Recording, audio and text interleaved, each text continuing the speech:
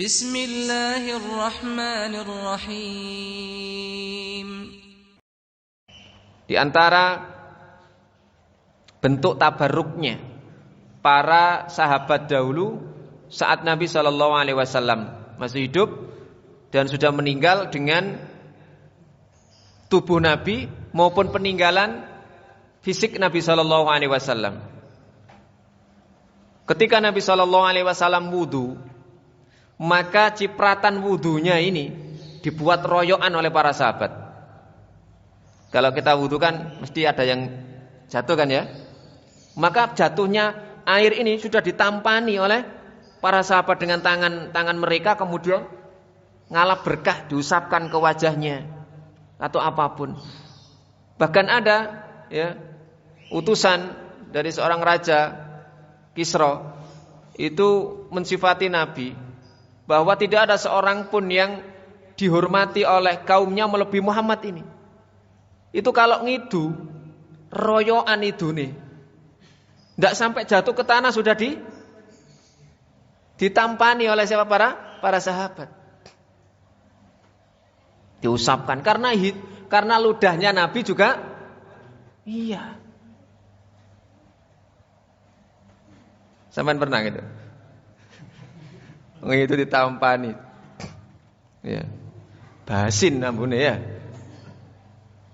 Malaki puasa. Wes. Ya. Jadi Nabi ya meludah itu sudah ono sing nampani itu sudah. Nah, itu namanya tabarruk atau ngalap berkah. Ngalap berkahnya Nabi SAW boleh. Sepakat.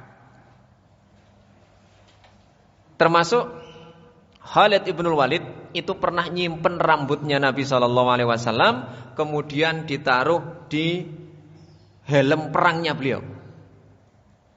Rambut hanya satu helai. Rambutnya Nabi kan lumayan panjang, sepundak kan ya, gini. Disimpan. Ketika helmnya ini jatuh, wah ini karena di situ ada rambutnya Nabi SAW, maka dimuliakan betul. Nah, seperti ini dibolehkan bertabarruk ngalap berkah dengan fisik Nabi SAW atau sisa peninggalan Nabi SAW. Sehingga kalau sekarang seandainya masih ada dan bisa dibuktikan secara sanad otentik bahwa ini memang benar-benar peninggalan Nabi SAW, bu rambute, bu sandale, bu opone, boleh bertabarruk ngalap berkah. Karena ini para ulama sudah sepakat. Tetapi selain Nabi SAW, maka ya paling ringan itu hukumnya makruh. Ada yang sampai melarang. Bekas minuman Nabi SAW, wah ini seroyokan. Ya.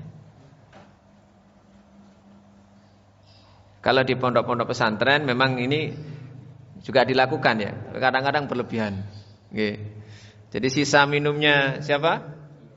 Pak Kiainya. Royokan. Ya. Kalau sisa minum saya jangan. Nanti kena virus.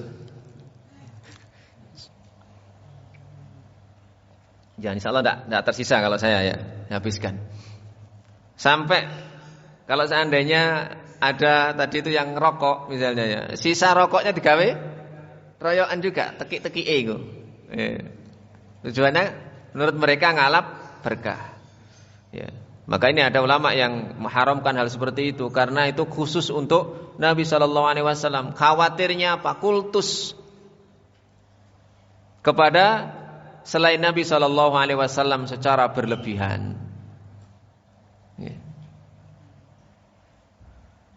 Karena beda ya Nabi SAW dengan manusia biasa. Ya. Sampai pernah ya ketika Nabi SAW ini ke Madinah,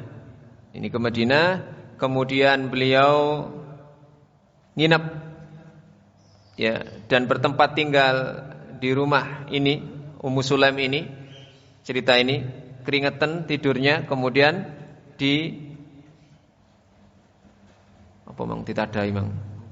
ditampung Bahkan pernah ya keringatnya ini digunakan untuk ngobati yang sakit mata dan sembuh. Ali bin Abi Thalib pernah didoni sama Nabi, juga sakit mata. Ketika terjadi perang Khaybar, ditanya, "Mana Ali ini?"